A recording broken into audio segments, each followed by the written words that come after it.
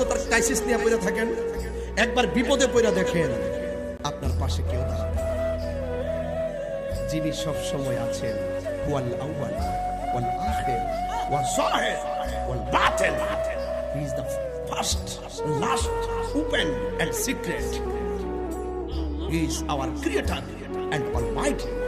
তিনি আপনার সুখে দুঃখে ওপেনে প্রকাশ্যে একটু দরদ নিয়ে ডাক দিবেন, টাকা লাগে না।